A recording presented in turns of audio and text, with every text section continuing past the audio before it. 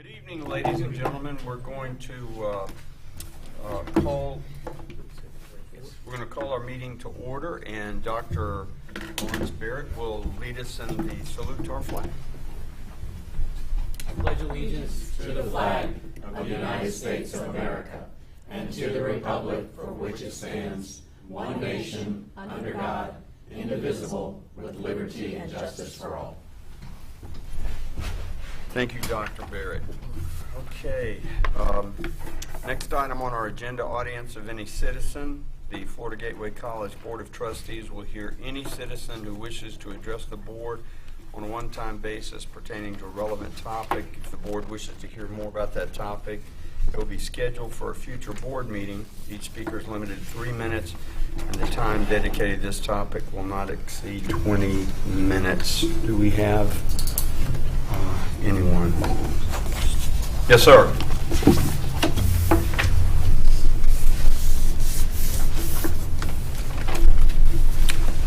Mr. Stu Loker. Sorry about that. You get it. Tell me when you're ready. We're ready. Okay, thank you very much. It's nice to be here tonight.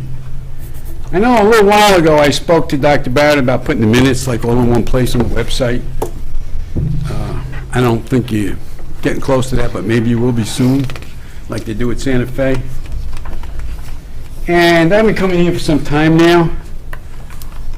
You know, I don't find that you talk a lot about education. And the reason I mention that is because if you folks follow what's going on in the county, they just changed the job description for Economic Development Director, and you don't even have to have a high school education.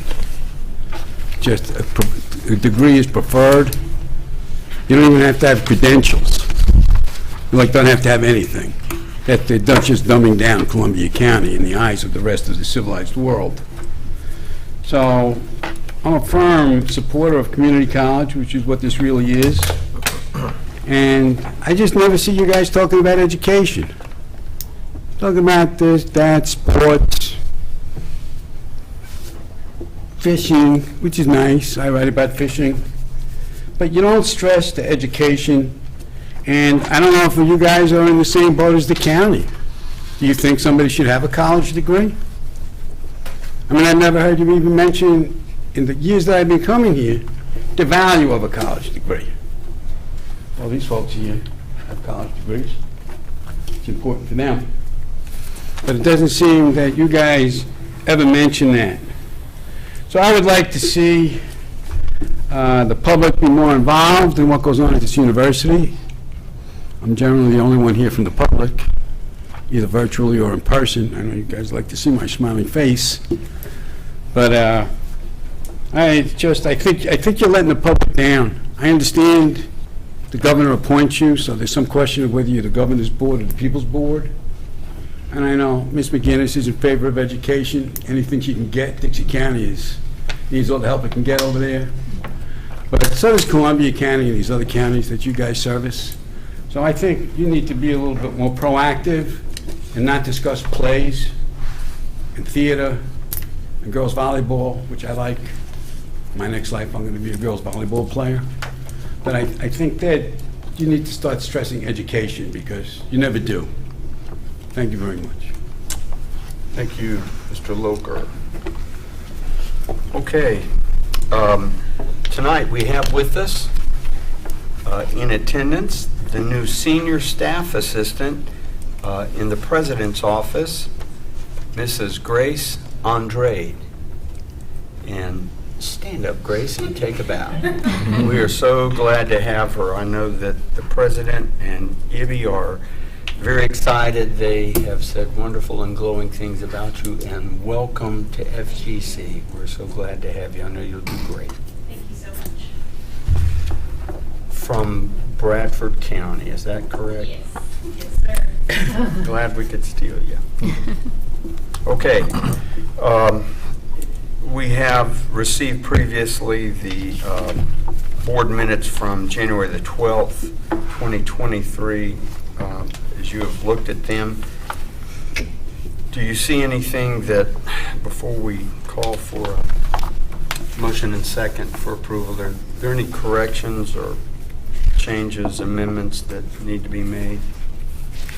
I make a motion to accept the minutes. Second. Ms. Catherine McGinnis makes a motion to accept the minutes. Mrs. Allen seconds the motion. Any discussion? If not, I'd just like to point out that yes.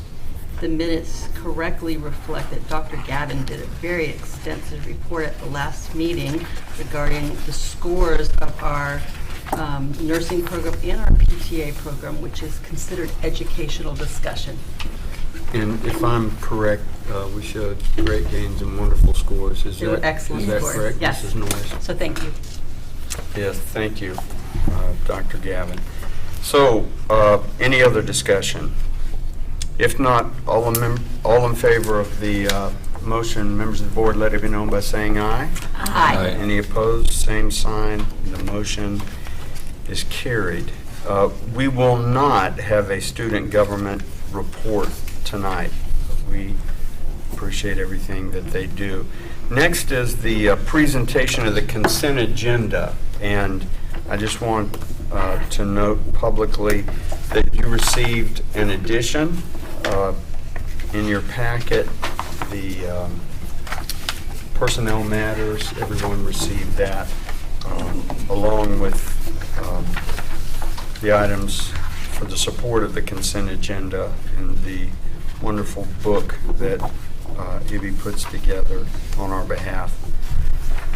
Does anybody have anything that they would like to discuss? You've had the attachments regarding the consent agenda for a good period now to review and peruse. We've been able to call folks in advance if we had any questions about them, and we do that. Call in advance and ask questions. What's the mind of the board? Move to approve. I would second. Mrs. Norris makes a motion to approve. Dr. Teppadino seconds. Is there any discussion? If not, all in favor of that motion, members of the board, let it be known by saying aye. Aye. Any opposed, same sign. The motion is carried. Next item on our agenda is Dr. Gavin is going to give us a report on academics, if I'm correct. Okay. So the Phi Theta Kappa chapter members this semester have been really putting in a strong focus on community service for this semester. They planned a different community service project for each month of the semester. And the first one kicked off in late January, where they went to Belmont School, sorry. And they read to 8 different classes and spoke to students about the importance of literacy. And for the remainder of the spring semester, they plan to do several more literacy events in the public and private schools. And they also plan to donate to the Career Closet.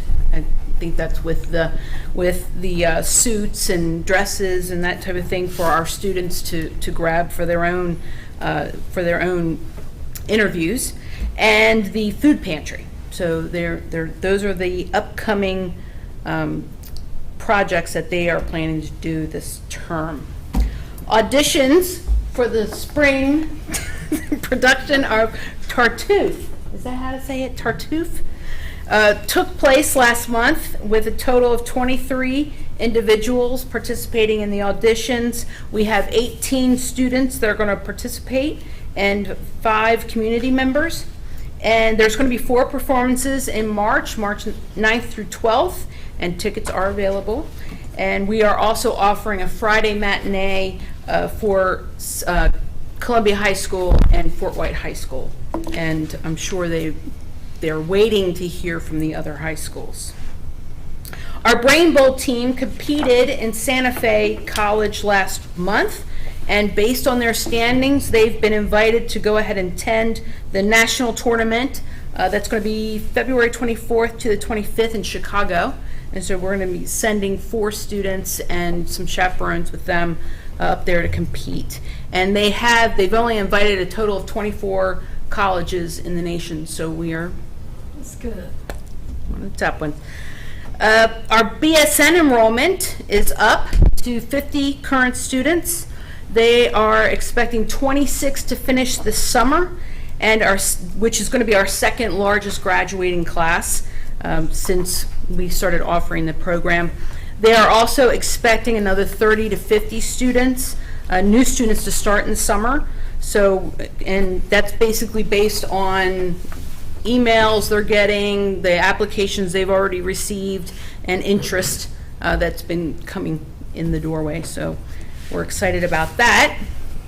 And the nurses are very excited about us moving the sim lab over to building 4. They said that that space has worked perfectly for them, and they send their thank you for allowing them to go ahead and move over there. And it really is a nice setup. It's so much more space than where they were, and it works out really well. Fourth quarter NCLEX report results. I gave you third quarter last time. Fourth quarter, our RN program had a 79.14% pass rate for first-time takers, and that is compared to the national average of 69.5. So we are well above, which is great. Florida as a whole is at 58%, and FSCJ is at 77%, so we're even beating them. PN, like always, we're always at 100% with PN pretty much. So last year, all year long, we were at 100% as compared to the national average, which is 79%, and FSCJ was at 86.5. So we're kicking hiney there. And so far this term, we've had some students take the exam, the NCLEX exam, from the fall graduates, and 5 out of the 5 for the RN program have passed, so currently 100%. And then with 8 people left to test, and then the PN, I probably shouldn't have spoken so soon, but the PN, 11 out of 12 passed for the PN program. So we are at 91.6% pass rate for them. And there's 8 more to test for that. And then last but not least, our Educational Affairs Committee meeting met, and they have approved a new college career certificate in entrepreneurship. I can never say that word right. And it's going to be fully embedded in our AS and business degree. And then we also got the approval with the EAC committee to offer the Associates of Science degree in cybersecurity, which will help really utilize that cyber lab that we have now built for them. Do you have any questions? I have a question. So with the nursing and the PN, what is the job placement? 100%. 100%? I mean, are they still waiting at the door to once Yes. they get their pin to hand them Yes. their badge to get in the hospital? Yes. I mean, they're desperate for nurses, so everybody gets placed. So they end up staying all local for the most part? For the most part, yeah. Good. And That's what we Gainesville, they'll wanted. go down to Okay. Gainesville too. That's what we wanted. Thank you. Thank you so much, Dr. Gavin. We appreciate the academic affairs update. And you do a great job of sharing that every single month here. And we appreciate it more than we can say. So Student Affairs and Public Information, Mr. Cardenas. Thank you. Good evening, everyone. On February 1st, FGC proclaimed February as Black History Month on campus. A program was held at the flagpole in front of Building 1, right out here, with faculty, staff, students, and local community members in attendance. February is also Student Success Month at FGC. The leadership team and Student Affairs have prepared 10 sessions designed to support students in the classroom and as they graduate. We're hosting programs on managing time as a college student, the academic calendar, library workshops, test-taking strategies, study habits, academic writing and plagiarism, which is a fan favorite for many of our students, transitioning to college life and independence, True Colors personality test workshop, College apps, everything you need to know about our support apps and career planning. This is one of several retention and completion programs the Division of Student Affairs is planning this spring and summer. We understand how important retention is to enrollment and graduation rates, just as important as understanding attrition on our campus and addressing it early and effectively. February is looking to be a very important month for FGC athletics.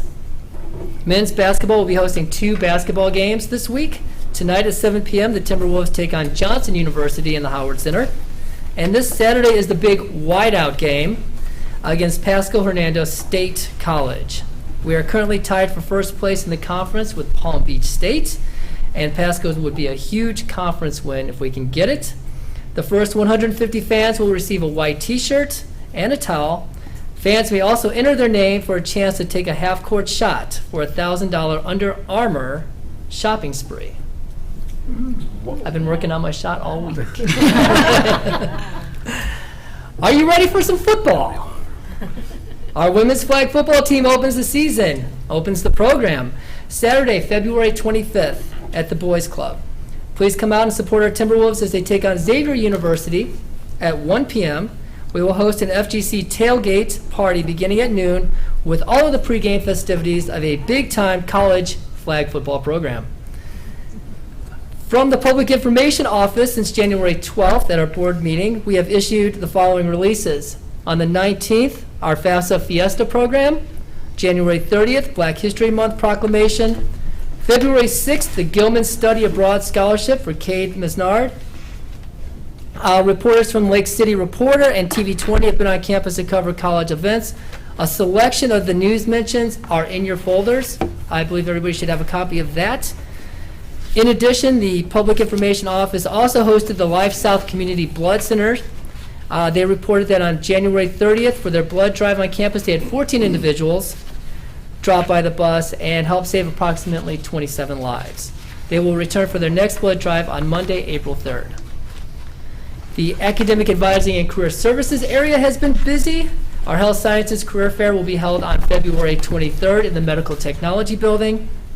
Our academic standing campaign for advising students on how best to get back on track academically has started. We are contacting 208 students for that program. Once again, another major retention initiative to help keep those students on track and in classes. And finally, our adult education program down at the Dixie Adult Education Center is doing well. We currently have 15 students, of which 6 are new this semester. We added evening hours 2 nights a week to see if we can support students who may not be able to attend afternoon classes. That is my report. Are there any questions? Any questions from any member of the board? Thank you for your emphasis, the common thread. You began with student success academically and the impact that program has on retention. I appreciated that, and you concluded just prior to your last remarks the emphasis on academic advising in your area, and I really appreciated that. Thank you so much. So it's not just Dr. Gavin's group who's trying to help move us forward academically. Thank you. Thank you. Appreciate that. Thank you. Thank you. Okay, enrollment and marketing. Mrs. Schrader. Good evening. I'll start with spring 2023 enrollment. We're currently up 5.2% in headcount. So we're at 2,804 students compared to 2,666 students at this time last spring. I'm looking at Mr. Crawford, yeah. We're also 5.8% up in credit hours. So we're at 24,464 credits compared to 23,113 credits last spring. The media department, under the direction of Lance Bass, has started offering professional and creative headshot photography. I've seen some of the samples already and they look amazing. So we're offering this to students, faculty, and staff. We think it'll be a great service to students. They can access a professional headshot for their job search and just to promote themselves professionally. Financial Aid held the FAFSA Fiesta event this past Tuesday evening in the library from 4:30 to 7:30 p.m. We had 40 student attendees along with their families, so it was over 100 people that came through. They were served walking tacos, they listened to a presentation, entered into some prize drawings, and they also got help with the FAFSA. Several of them were high school seniors and their parents, and some of the parents expressed this was their first time encountering college, and so they appreciated having an event like that to make it less intimidating. Our dual enrollment director, Julie Cannon, has been attending dual enrollment parent meetings at the high schools in anticipation of summer and fall enrollment. Those look promising, the turnout for those meetings. And recruitment staff will be attending career fairs at Union County High School, Fort White High School, and Northeast Florida Education Consortium. Actually, that was today, and it was a very good turnout. The recruiters were there. Lastly, we're getting closer to our 75th anniversary Art and Music Festival. That's right here on our campus, March 4th, from 9 a.m. to 6:30 p.m. We are at capacity with art and craft vendors. We have 46, 8 to 9 food trailers. We're working on an antique car show for Dr. Barrett. And then we have a great musical lineup. We're also going to try to incorporate a sidewalk art contest among our students in the days leading up so that the sidewalks will be decorated with student art. And we're just going to pray that it doesn't rain. Thank you. That's the plan. So, do y'all have any questions? I just want to tell you that for some reason, I get a text from my son on everything from college. I don't know. But you guys are just literally out there every single day sending a text about financial aid. There's absolutely no reason in today's world that someone doesn't know that we have scholarships available. So, I'm a recipient of getting all those texts that say, come to the Walking Taco Fiesta thing. Oh, yeah. But I'm glad to hear that it was well received, because like I said, with the technology, I know we invested in that a few years ago to be able to send that out to all the students. And so, like I said, it's definitely caught my eyes many times, going off at the wrong time in a meeting. Yeah. Great. And you were always careful to give year-over-year Yes. numbers to us. You know, we're very concerned about progress. Sure. And I appreciate that so much. Thank you. Thank you. Okay. Next on the agenda is Business Services Report. Mrs. Holloway. Good evening. I have a budget amendment I'd like to request approval on. Budget amendment number 5 for the restricted current fund for the fiscal year 22-23. The college requests approval of budget amendment number 5 to the restricted current fund for the fiscal year 22-23. This amendment recognizes revised award authorizations and new grants received in the 22-23 fiscal year. To hear Mrs. Holloway's request, what's the mind of the board? Move to approve. I second it. Mrs. Norris moves to approve, and Mrs. McGinnis seconds the motion. Is there any question about that? Any discussion? If not, the board hears the motion and the second. All in favor, members of the board, let it be known by saying aye. Aye. Any opposed? Same sign. The motion's carried. Yes, ma'am. Thank you.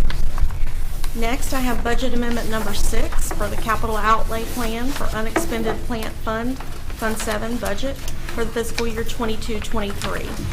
We are requesting approval of Fund 7 budget amendment number 6, which has been revised so the report reflects actual revenue, revised budgeted expenditures, actual expenses, and updated projects through January 19th, 2023. There's something I'd like to note on this. We do have a new column, deferred maintenance, you'll notice.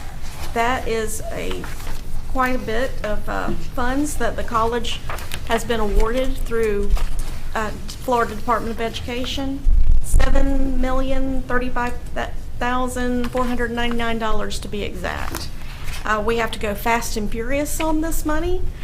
We have until December 2024 to encumber it, and 2026 to have it fully spent. So I'll be coming to you with lots of probably high dollar contracts to request your approval on. Sounds good. It's exciting. Amazing. That is It's very very exciting. Okay, you hear the request. What is the mind of the board? Mr. Chairman, I'll make a motion to approve budget amendment number 6. Second. So we have a motion to approve budget amendment number 6 by Dr. Sorensen. We have a second by Mrs. Allen. Is there any discussion on that motion and second?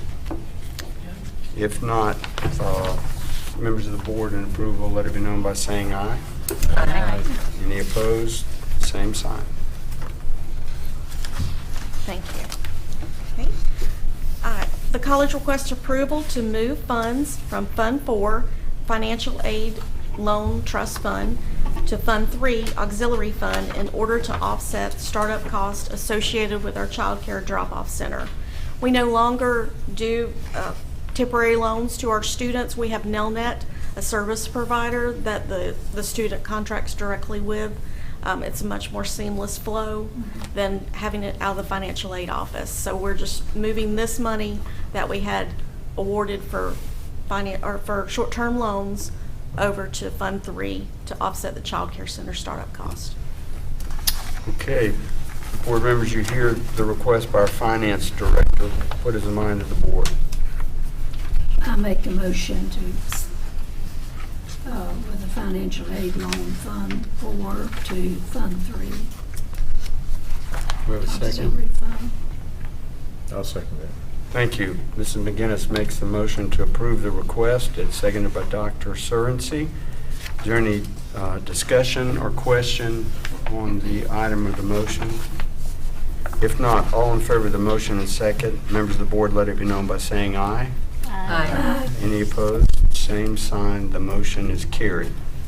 Thank you. My next item is a request to finalize a contract. We pulled this out of the consent agenda because this is a large contract. This is not part of deferred maintenance. This is just our normal facilities contract for the upcoming year. We're changing companies from ABM to HES Facilities. They service Duval County Public Schools for the custodial needs at 174 buildings right now. We did check several references and they all have good results. The price of the contract, the new contract, will be $1,046,220.24. That's for custodial for our 5 campus and centers, as well as the grounds for those same campus and centers. The difference is a little less than $200,000 increase over what ABM was charging us. What we're going to get for that difference is that's included with the flag football field maintenance that ABM has not even begun doing yet. This new company is committed to this. They've worked with flag football fields before, and they're ready to go on that. We'll also have a dedicated custodial manager who's also a person that's boots on the ground, as well as a dedicated manager for the grounds crew, which we do not have a dedicated grounds crew manager right now. And 13 full-time employees that they will bring to us, and 4 grounds staff full-time that they'll bring to us. What they're going to do is try and look from within with the existing company we have, so the people that want to come over are encouraged to apply. Want to talk about the salary, 15? Yes, and they do start, their theme is they invest in their people, so their starting salary is $15 an hour. Seems like we're, for $200,000, getting a significant improvement. Yes, I believe so. I'd make a motion to approve. Thank you, Dr. Tippetino. Do we have a second? Second. Thank you, Mrs. Allen. Is there any question or discussion about this item? Question for you. Did this go through an RFP and I missed it, or did you piggyback it? We have a piggyback. Yes. Thank you. Okay, we have a motion by Dr. Tepedino to approve the request to finalize this contract. We have a second from Mrs. Allen. If there are no other questions or discussion, members of the board, if you approve, let it be known by saying aye. Aye. Any opposed? Same sign. The motion is carried. Thank you, Mrs. Holloway. Thank you. Any questions? Thank you. Thank you. Our next item is the President's Report. Thank you, Mr. Chair. Just to clarify for the audience is that the extra attachment that was given to the board members was in the electronic version. So we wanted to make sure everything was consistent. Sure. So it was for public display, the electronic version was in there. So I just wanted to clarify in case anybody. Thank you, Mr. President. Wanted to let you know about Reading Pals. Some of the staff here tonight, we took on the challenge with the third grade reading scores in Columbia County being pretty abysmal in the county. So I've asked the faculty and staff, and we were willing to, I've talked to you about this before, allow 1 hour a week of staff to use staff time or faculty time. Currently we have 18 staff and faculty doing that, and some of them are in the audience today, providing a valuable Great. service Great. to them. Also wanted to talk, Dr. Gavin and I have talked about, and Chris Brady have talked about one of these programs, new programs we're discussing to serve the workforce in this community. If Meridian does come to Lake City, they're going to need some paraprofessionals, so we've discussed a human services program to start up that kind of a program. Kristen has been looking intensely at a certificate in engineering. It's an online program. It's a stackable engineering program, and something we're really excited about down the road. It'll probably take a few years because of the process, but a bachelor's degree in public safety. So we have those EMS graduates, the paramedics, the police officers, all those people can take a bachelor's seamless process to get that management degree. So we are providing that service for a college degree. So I think that's important to note. It's exciting. Chris Brady, myself, and Eric Smith, and along with a few others, we're down to the alumni reception for the golf program. We told them about our 75th anniversary. 75 attendees came to that reception. Very dedicated still, even with an online horticulture program. So Chris, thank you for your efforts, and Eric for pulling that together. Other thing I want to talk about, STEM 2. We are moving forward with an engineer to start our groundwork on the new building there. It looks like it's going to probably be a one-story building, probably a 9,000 square foot, usable building, 12,000 square foot.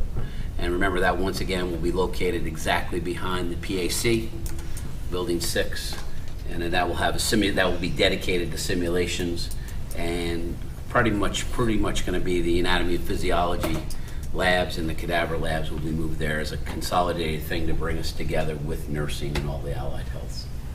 So exciting time for that. On the back side of that is, you mentioned, Michelle mentioned some of the construction projects we have. We're hoping to piggyback on new roof for the nursing building very quickly. Nurses are very excited about that. Lots of things going on. Also roofs in Alusty, and that will put Alusty pretty much to bed. If you go by Alusty, it's a brand new campus. It's we're really proud of that. And the high-speed track for our public safety is done. Dr. T, you can't take your motorcycle on that. Okay, I just want to make sure. So, liability issues. But so we're excited about that. So the goal is for the STEM 2 building, so I didn't mention this, is the goal is to have that open by fall of 2025. The nurses seem happy with their temporary space, so maybe we'll get it done sooner or later. Also want to just briefly talk about next year with our budget. We don't know what our budget will be, but I've asked, Michelle and I have what I would call a rational salary policy for our staff and faculty to try to address that as we look at that. So we're looking at it, we'll probably bring forward to you in a non-union environment a 2-year process of what we think this year and next year should be. So as we talk about a talent supply issue at our college, that some of our staff that's thinking about leaving or would potentially know, and we would say up to. And so that's a leap for the administration. Will probably be a leap for the board to say we need to come up with some strategies for this in order to do that long term. So I'm going to ask you to do that in the coming week, the coming board members meetings. So last thing I want to do is I've charged Tony. I think I've charged a few of you in this room, Paula and Casey.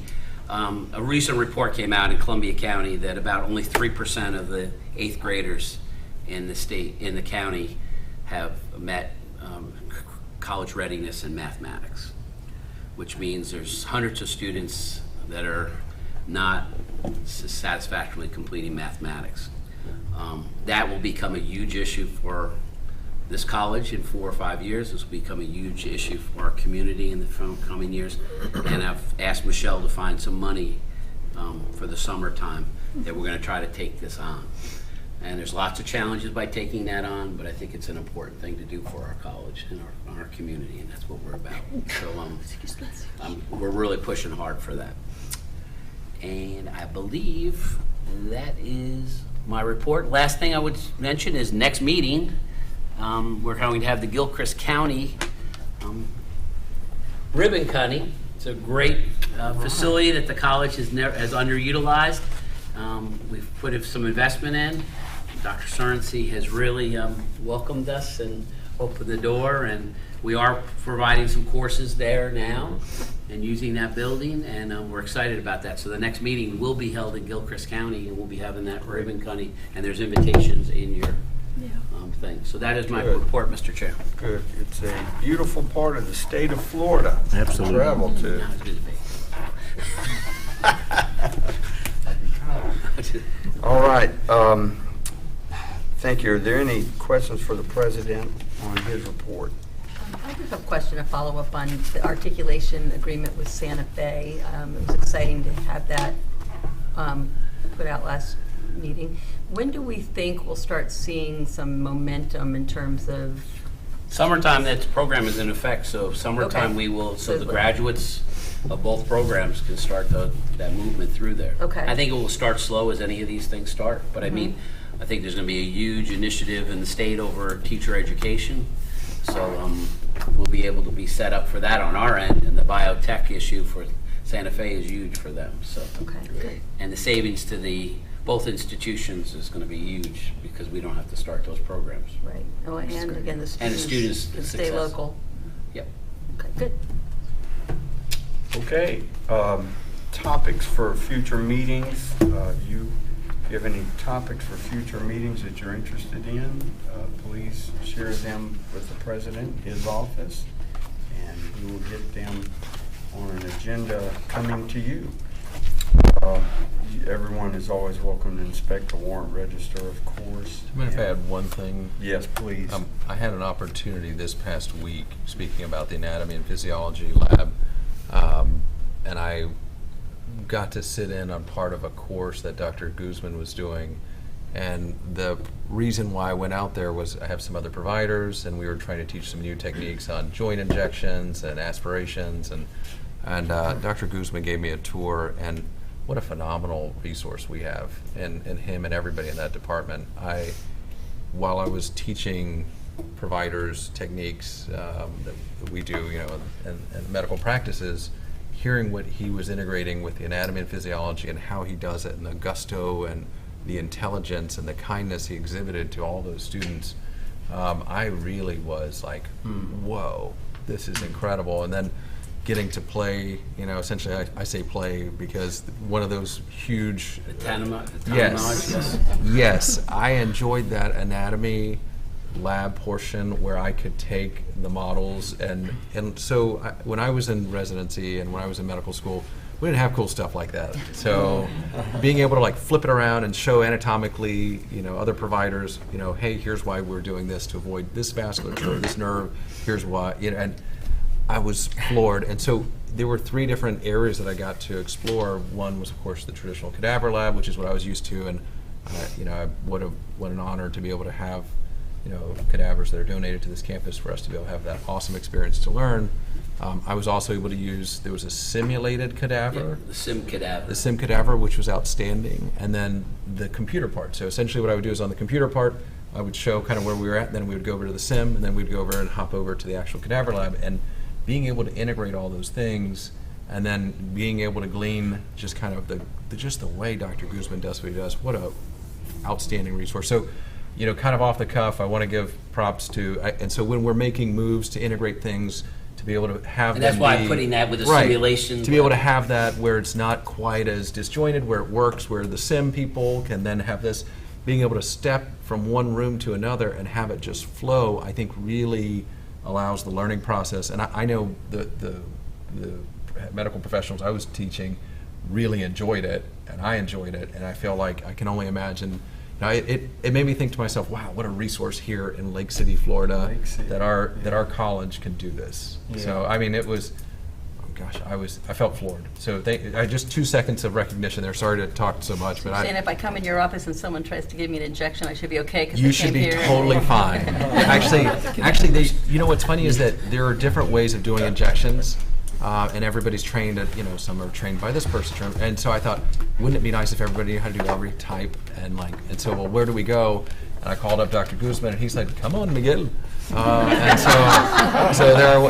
it was a really awesome experience, and I appreciate that, and so, being able to have those educational building blocks, man, I enjoyed it. And he said, come back whenever. And I'm like, don't be surprised if you see me again. So, That is thank you. wonderful. So sorry to take so much time. I'm still excited about it. Thank you so much for sharing that with us.